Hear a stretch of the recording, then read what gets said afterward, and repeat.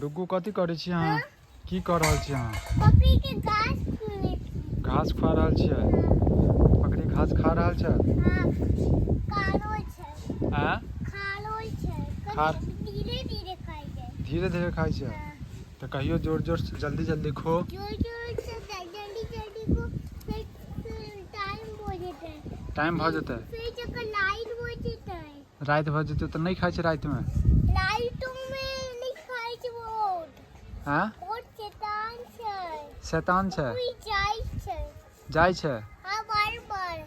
ओ ई थूक फेंके छै।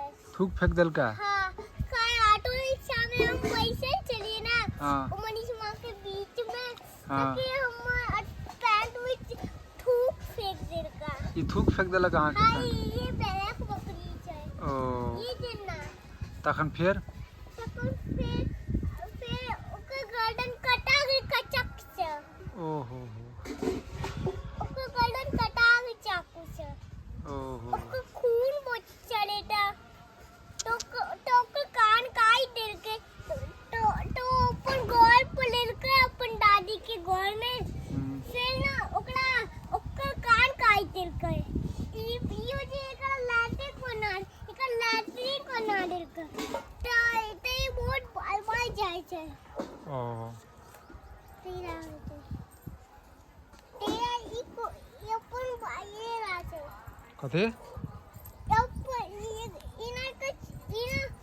इयो बकरी कटा जीते। ओ गर्दन आई कटा जीते।